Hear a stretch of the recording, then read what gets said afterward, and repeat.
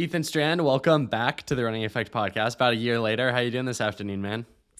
I'm good, good. Slept in today. I'm gonna go for a little jog later. I've been getting up pretty early. It's super hot here, so taking advantage of a chill day and gonna sleep in, get some rest. Let's talk about the hot news. People listening to this may have seen it on social media, or maybe this is their first time finding out. Signed an NIL deal with Nike. What are the feelings and emotions?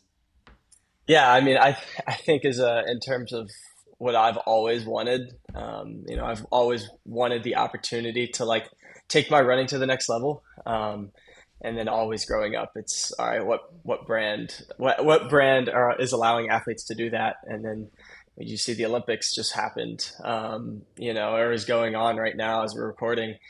It's you look at the shoes of the people that are crossing the finish line first, and it's like Nike, Nike, Nike. So as a brand, it seems like Nike is always giving people the best chance, and that's came down to my decision, and or when I was making my decision, that's what I wanted to do. I wanted to make my decision off where do I see myself becoming the best athlete later down the road, and I'm super super excited, and I hope they're super excited to have me as well. So. Obviously, if you look at the history of the company, the NIL deals are few and far between, at least in the running world. Charles Hicks, I think, was the first, then Parker Valby, and now you and your teammate Parker Wolf are 3 and 4.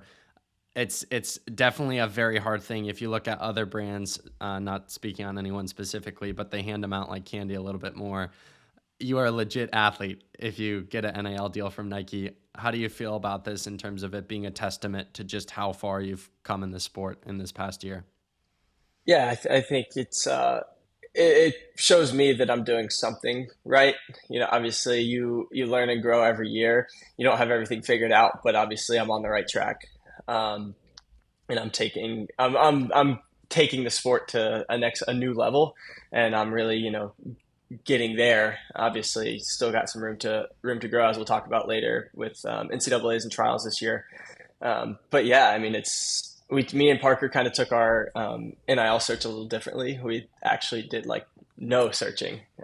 We kept it super super low key, and we just focused on our running. And when brands decided to start reaching out on their own, then we got in conversation. But I think us two taking our running first and putting that as the top priority has allowed for obviously a great NIL opportunity. So Looking ahead to the future, obviously one more year at North Carolina, this NIL deal in the pipeline. I'm assuming after this season, it's like all eyes on running. Like, this is what I want to do with my life. This is, what excites me the most, what I get the most joy from. What's that process, if you've reflected on it at all, been like in terms of thinking back to those high school days, those cross country days in the summer where yeah, maybe you had these dreams one day, but to actually make them come to fruition, what's that process been like, realizing, the dream is actually not a dream anymore. It's reality. yeah, and I know obviously NIL is kind of like that gateway into the professional world. So once you get something like this done, I mean, it is true. Like, it's happening. It's something that is going to happen. Obviously, you still have to perform well on the track and on the cross country course, but yeah, as a high schooler, that's what I wanted to do. That's why I went to UNC. Is every conversation I had with Coach Milt, it was like, let's set up a 10-year plan here. I'm going to get you. You're going to run really fast in college, and you're going to compete really well. You're going to win some races, but we're going to set you up really well for post collegiate running. And so now that that's this is happening, it's super cool, and high school me would be pretty proud. So Shifting subjects a little bit, I obviously know that I think you were happy with your trials performance. We'll get into that in a minute. But obviously, watching the Olympics yesterday, we're recording this on August 7th. U.S. goes 1-3 in the 15. Naguse places third. Cole Hawker brings it home for America in first. Shocking race. First off, just like takes on the race in general. And then secondly, does it make you feel a little better about not making the team with us having 3 in the top 5? I mean, just remarkable. yeah, I mean, that race was absolutely incredible. I had a feeling we were going to place really well. just like talking with my parents and my brother, we were like, I thought we could fit all three in the top six, actually. I didn't think we'd go 1, 3, 5. I thought it would be more like a 2 or a 5 and a 6. But no, it's super cool to see those guys. I mean, to make the America team, you have to be a top 5 1,500-meter runner in the world. Just think about that for a second. It's really cool. Also, because you get to race those guys a lot.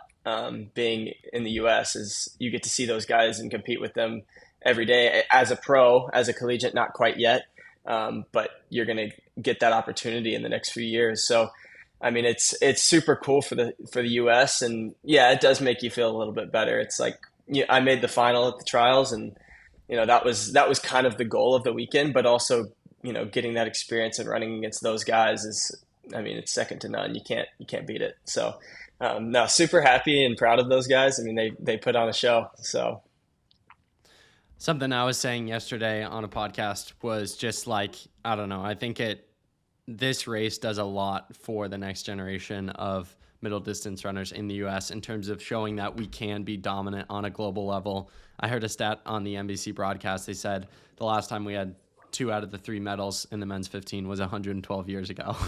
And now you look at the last 3 Olympics, we've won 2 of the last 3 Olympics in this event. What do you think this race did? And also, more broadly speaking, all the high schoolers breaking for the NCAA dominance with how fast kids are running, and now this on the global stage.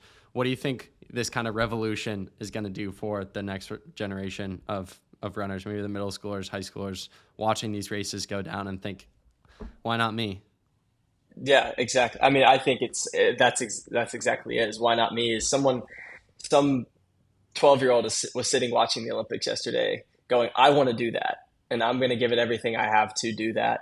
And they, obviously they're going to go on their normal route and they're going to build up slowly. But in 12 years from now, they could be at the next Olympics, on the line running the 1,500. So I think it just inspires so many people. And I know that's kind of how it was for me too. You sit and you watch people and you're like, I want to do that.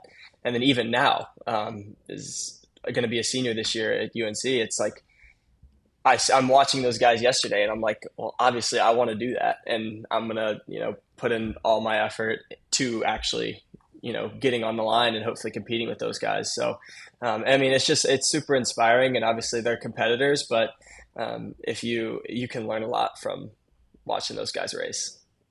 Let's talk about that. We'll go with the final first. We'll talk about the final. Obviously, more to talk about. The semifinal had some fun things to discuss as well. But that final, what was it like being in that race, having such a long season, culminating in that way? Did you feel like you were hanging on for dear life with fitness, or stepping on that line? What was the thought process for Ethan Strand? Yeah, I think fitness wise, I was in a good spot. We had prepared the entire year around being ready for that specific meet. Like NCAA, I mean, it was a 3-week period in between NCAAs and trials. So that 3-week period, we prepared to be the best there. So I don't think I was hanging on for fitness in the final. I think it was maybe a long season. My body was pretty beat up after the first time ever running 3 rounds. But no, I was ready to go out and run in that final. I was not gonna, sell myself short. I was gonna go and put it out there. And you could see that with about a lap to go, I was, in contention. I was running pretty well. I was through 1,200 a few seconds faster than I ever have. So obviously a lot of new things in that race, new experience, new race, and then also a lot faster than I've ever gone out. And then over the last 200 meters, I've really just, I couldn't do it on the day. But I gave myself at least the shot. And I know that, in the next few years, I'm going to be able to actually, compete a little bit better. But it was super, super cool. And those guys ran really fast. So it was, super cool to be a part of. You kind of remind me a little bit, if we're talking about the Olympics, you go back to the trials a few years ago, Cole Hawker, and you see the progression and jumps he's made even within these past 3 years. Placed 6th at the Olympics, but was not at all in it. And then he's really jumped such a far way. I think that year he ran like 3:31, 3:32. And then in the Olympic final yesterday has like a 2.5 second PR, runs Yeah. 3:27. Just a completely different athlete with those extra 3 years of experience in racing better guys, having more training underneath his legs. For you, I'm sure watching the Olympics and with how far you've come this past year, how much are you thinking to LA 2028 in terms of like, I've probably got the time needed to do something big 4 years from now? Yeah, I mean, I think so. It's obviously you take it kind of one year at a time, but I guess the Olympics is the overarching goal for everybody who's a runner right now. It's like, all right, I want to do that, and obviously you got to believe in yourself that you can do that. And I think that's something I can do. So that will be my goal. Obviously, over the next 4 years, is building towards that. I obviously have some things to work on, some smaller things to work on in the meantime. Just taking care of myself every day and getting the right habits down. But I think that's where it starts. But anything can happen, and I've run fast enough, and I've got enough momentum now that I believe in myself, and I think I can do it. So I mean, there's not nobody can tell me I can't. So talking about the semifinal, you and Liam Murphy kind of had that, I would say, iconic finish line coming down that last 100 meters with some type of speed, man, that I've never experienced anyways, my slow self. Take me through that semifinal. Obviously, when you get to a USA's, I believe it was your first US Olympic trials. It must have had to been, unless you were ripping as a freshman. First one. Like the goal obviously is like, well, before you can do anything in the final, you have to make the final. I know making the final was important to you. What was it like to do it in pretty cool fashion? Yeah, I mean, you were just talking about first. I want to answer this as a freshman. Yeah, I was sitting at home. I had just gotten off an injury. I was sitting at home watching it, going, "Yeah, I want to. That's where I want to be in 3 years. I don't want to be sitting at home again." So I think even something small like having a little injury during the last trials really proved or showed me that I want to be racing. But yeah, in the semifinal with Liam, it was super cool. It's like in the prelim, I was a little further back, and I barely got through. And it was once again as I didn't put myself up in the front, and I didn't put myself in the race. So I kind of was like, I almost sold myself short. I almost didn't even give myself a chance. So I was just like, all right, I'm going to go up to the front. I'm not going to give up any space. And then honestly, I finished better over the last 150 meters than I did when I was sitting back trying to conserve energy anyway. So I think it was really put myself in a qualifying position and go for it. One thing I've talked to Milt and Alex about is how you're one of the few runners that when you watch Ethan Strand race, you can tell he wants it. Like some runners are just look perfect. Stride is like, you can't tell if they're breaking down or like what's going through their head. You have this distinct look where it's like Ethan wants it. Like he's fighting every ounce of his body to to get there, to reach his goals. Have you watched back races or like what's going through your mentality? I can't even describe it to you other than like you can just see the grit on your face in your form. Do you know what I'm talking about? You want it. Yeah, no, my parents can tell. Like, so on I try. My bad days are typically pretty far, like few. Then I try not to have too many of them. I feel like I'm pretty consistent. So my parents they can pick it out immediately if I'm having a bad day, just because they can tell based on my body language, based on my face, how focused I am. So something like the NCAA final, a little bit, my parents after were like, we could kind of tell. So it's just like, and that was a big like talking point with me and Coach Milt after the NCAA final is like, dude, you didn't look like you belonged. Like we can tell from the outside, like you express yourself so much during the race. Like we can tell whether you're on or whether you're off. And he was like, you didn't look like you belonged today. So it was that 2 week period where me, Parker, and Alex Phillip went to Bend. The whole time he's like, dude, let's get that fire back. Like you deserve to be at this trials. Like you belong. So you should race like you belong. And I think that's where that, fire came from in the trials is like, I gave myself a chance and I believed I deserved to be there. Which for NCAAs, obviously I had been there before. I obviously believe I belong there, but it just like on the day, I just didn't quite have that. So, I think that just innate belief that I deserve to be there gives me that mentality during the race to, go put myself up there and try to win. So I think a lot of people would have taken a performance like NCAA's where they don't perform up to their expectations or their coaches or teammates' expectations and gotten down on themselves, and then it would affect the next race and they would race even more poorly. As you kind of chronicled there, that was certainly not the case. You kind of used it as an opportunity to reset over those next 2 weeks and race out of your mind, which you ended up doing at the trials. What do you think flipped the switch for you that allowed you to really dial in at the trials and change things? yeah, I mean, I think I kind of used my experience indoor as like an example of what to do in that situation. ACC's indoor, I had a pretty rough meet. I finished third in the mile, but I wasn't in contention. Parker and Gary finished pretty far in front of me. Um, so I kind of, but then 2 weeks later, NCAA indoors, I had a fantastic meet. I finished fourth in the mile. Um, but during that 2 week period, I really had a lot of reflecting, and it's like, okay, like this is what you want to do. Like, why would you? I keep saying this. Why would you sell yourself short? Why would you not even give yourself a chance? Um, so it was kind of like, all right, push that bad race or push that bad meet out of your mind, and obviously put all of your focus on this meet coming up. And it's what you want to do. Like running is what you want to do for your career. So let's go do it. let's. It's just kind of like I set up a plan of what I want to do, but it's like at the end of the day, it's like if you can't really sit there and just think about it and think about it and think about it, the more you're going to exhaust yourself. So for the trials, it was more like, all right, let's just do it. Let's stop thinking about it. Let's just go out. Let's do what you know you can. But that's pretty much it. Just do it. Yeah.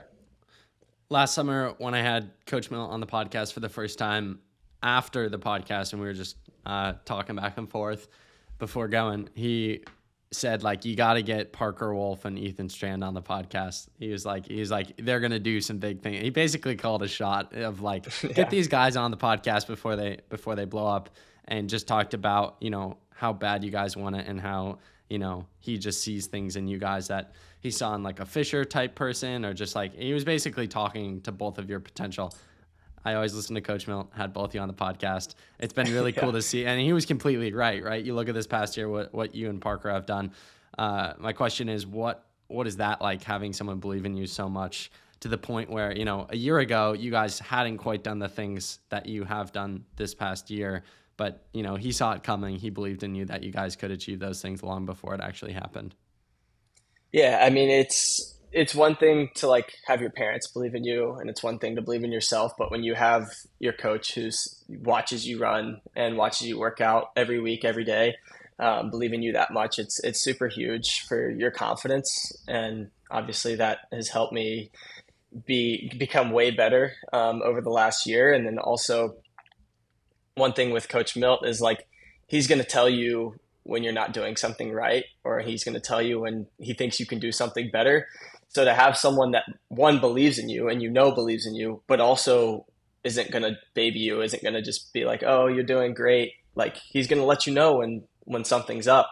So he believes in you, but you also know he's going to he wants you to become better and become a better athlete in person. So no, I mean, that obviously I credit a lot of my success to Coach Milt and his guidance, but yeah, I mean, he kind of was like, after last year, I'm sure he kind of got a hint of what me and Parker were maybe capable of. And obviously, there's still a lot of room to grow, and, he'll be a part of that growth for probably my entire athletic career. So.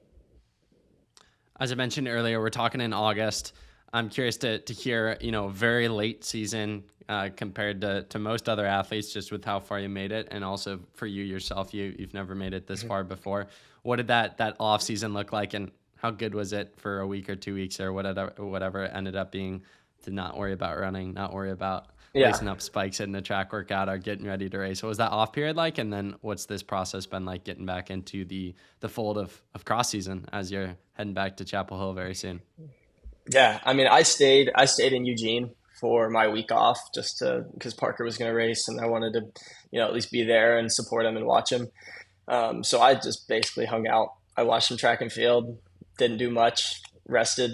So it was really nice. Is like I still, was surrounded by track. Like I didn't like go home and just not think about track at all. I really love the sport itself. So I love being surrounded by other athletes and, I love watching track and field. And there's no better place to be if you like track and field than Eugene during the Olympic trials.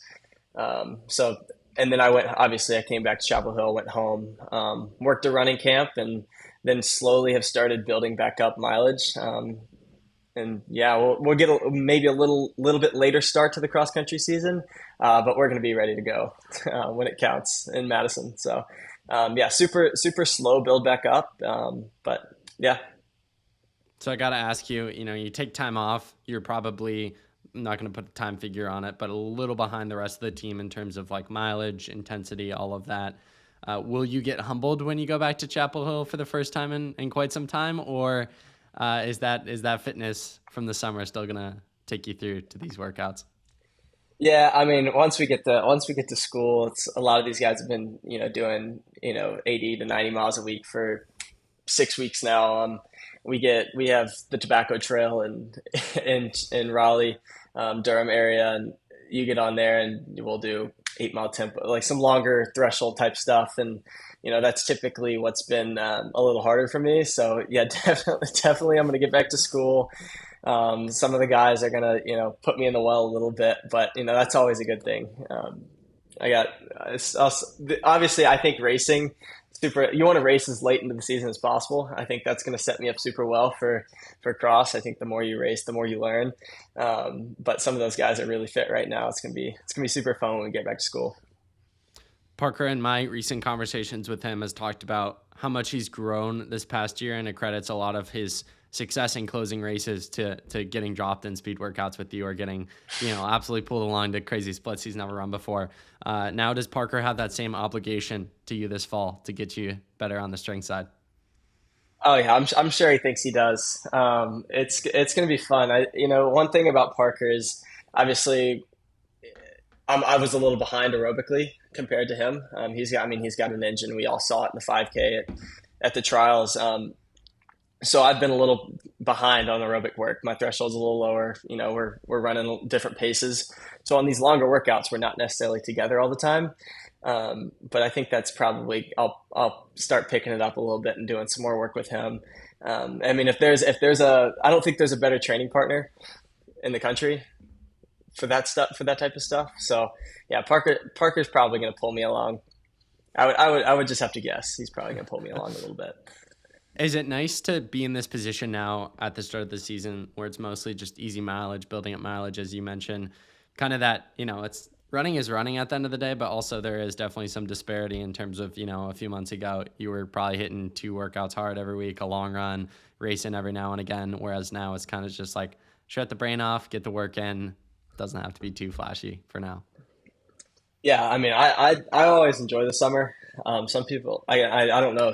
I feel like a lot of people actually enjoy the summer. I'm sure some people don't, but I don't really have much to do right now. I came home. I'm home for like 2 weeks, so I'm really just like focusing on running. And now with the NIL thing, that's kind of my job, so I don't necessarily need to go get a job. It's kind of it's that intro to the professional world. So like at this point, like some people have summer jobs, summer internships.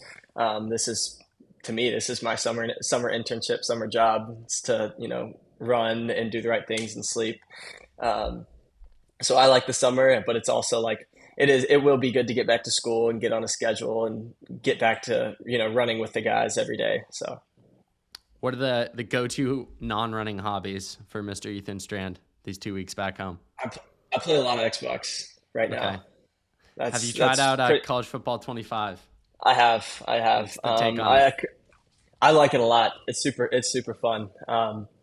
Me and my buddies are trying to get a Dynasty together, just like a group of us, and it's I don't really typically play sports games.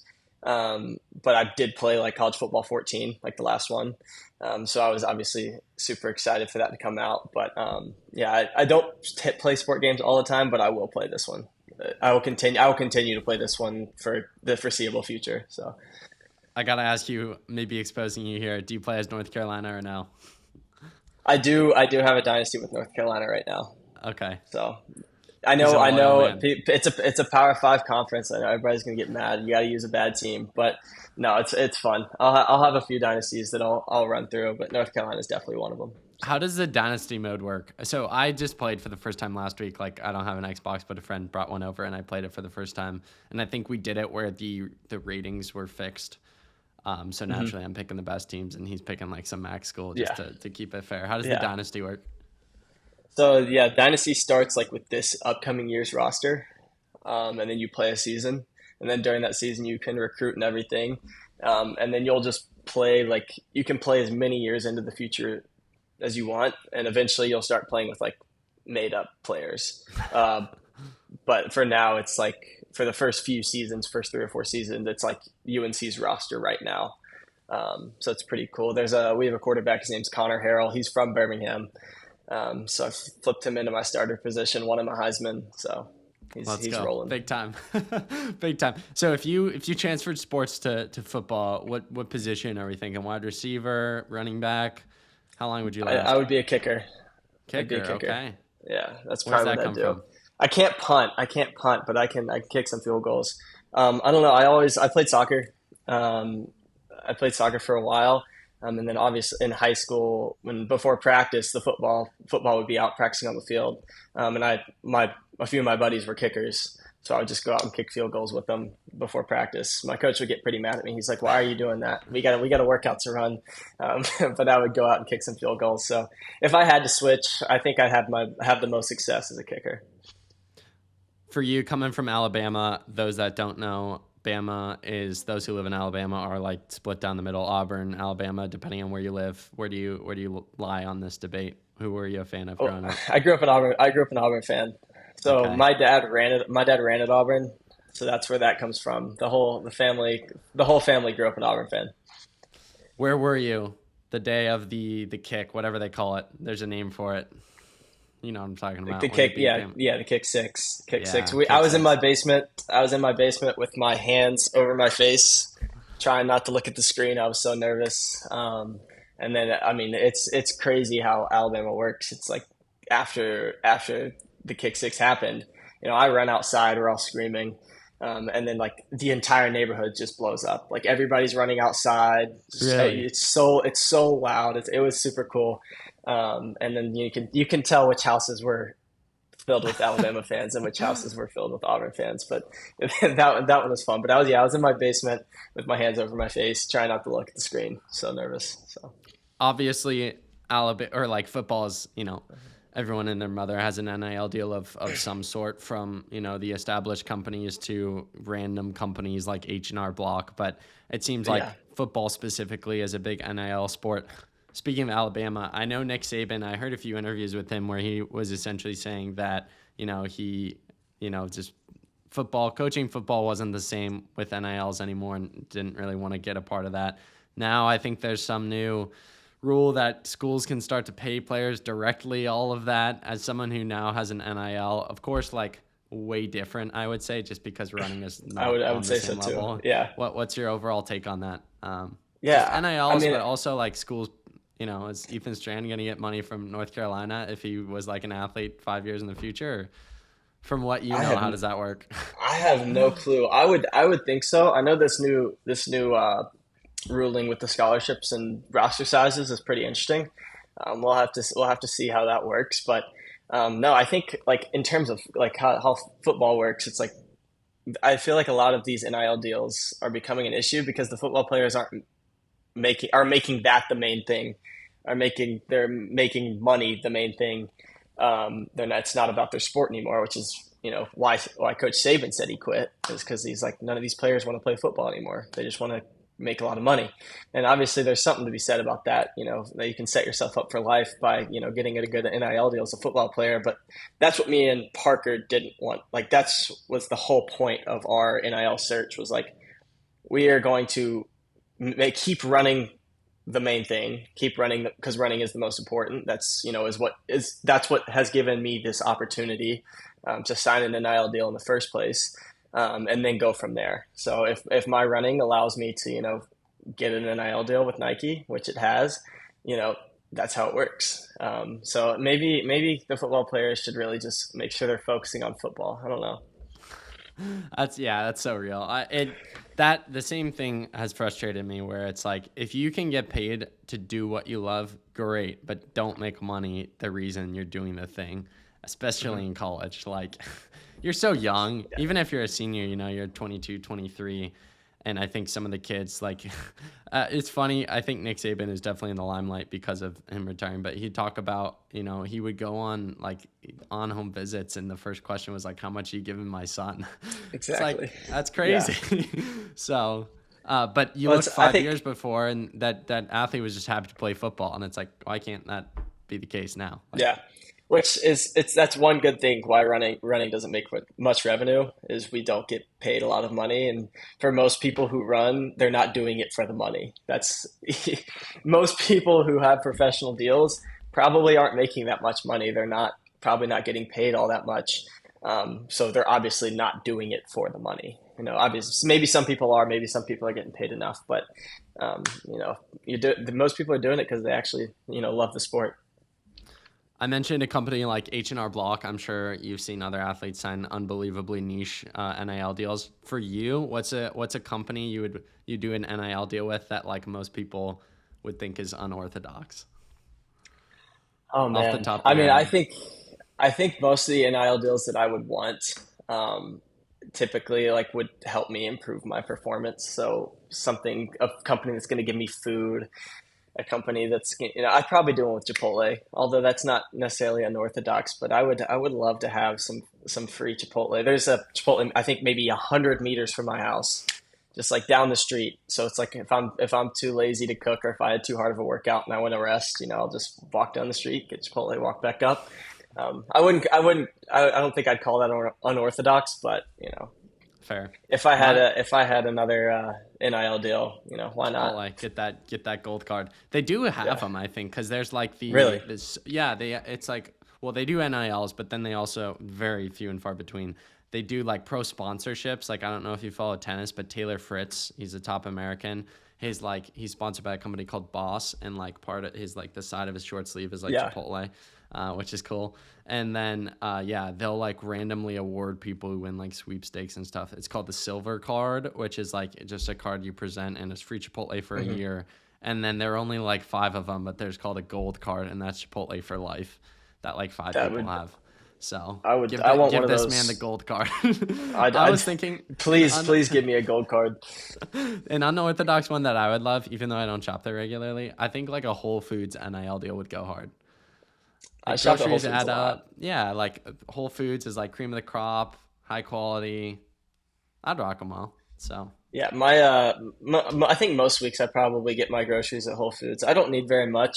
I'm pretty basic in terms of shopping, so I actually can afford what I get at Whole Foods. I know some people go a little crazy, it might run your bank account pretty low, but no, I don't need too much to survive. So still give them that Whole Foods is yeah. probably my favorite grocery store to shop at right now.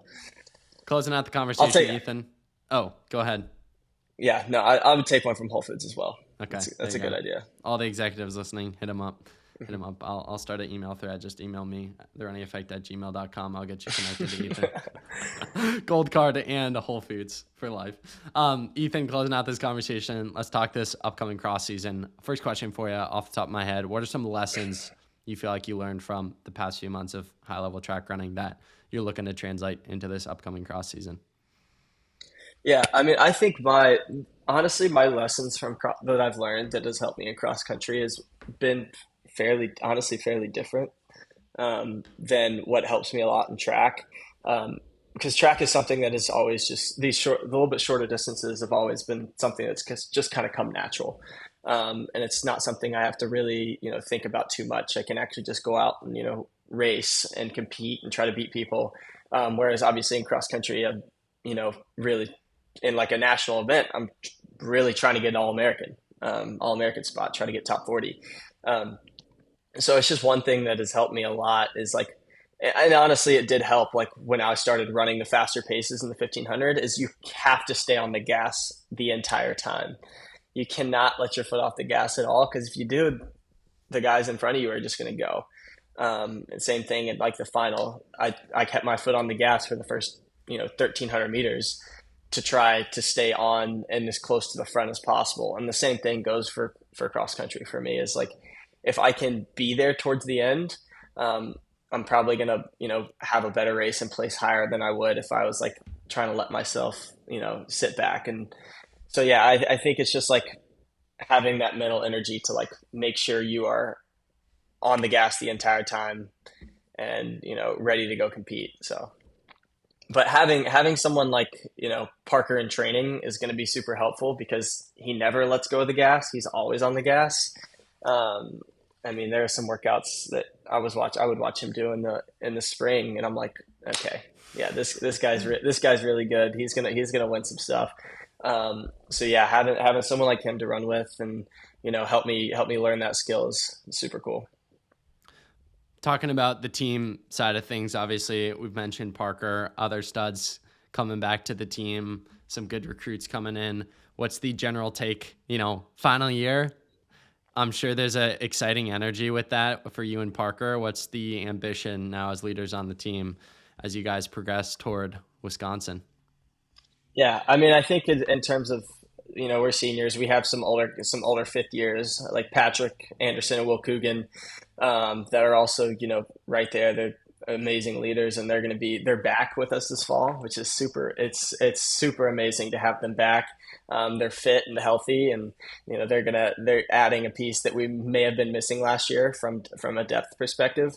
But no, that's actually like the first thing I texted Parker after he found out he wasn't going to get to go to Paris was not about not going to Paris. It was about this cross season. It's like I wanted to try to get his mind off that and focus on something fun that's coming up. But no, I think we're all super excited, and it's gonna be a lot of fun for our senior year. So obviously we have to take our next logical step as a team. We've been progressing every year, and if to say we are going to go out and like win NCAAs as a team this year would kind of be is kind of out of the picture for us. Just definitely set this program up for. Hey, dude, Cole Hawker just won. Crazier things have happened. Yeah. But like setting this program up for a future to win in 5 years or win in 6 years. So that next step this year is definitely just getting on the podium. So we're gonna have a lot of fun this year. Hopefully get on the podium, but it's gonna be a super fun year. Hell yeah. Super excited to see it all go down. Ethan, appreciate you hopping on the podcast. Congratulations again on the NIL deal with Nike and such a successful track season. Excited to see you rip it, and hopefully hoist at least a fourth place finish. Fourth is podium, right? Fourth is podium. So real quick, before fourth, I let you go, top three, something like that. Before I let you go, what's the reasoning behind that? I feel like high school traditionally it's top three is podium. I don't know. What's the thought? Maybe because it's so difficult to be a top four team. It's so incredibly hard to be a top four team right now. Maybe they wanted to help some people out, be on the podium. Fair, very fair. Well, looking forward to seeing you and the boys hoist a trophy, fourth place or better, hopefully. And keep crushing it, man. Excited to see all the incredible things you'll accomplish.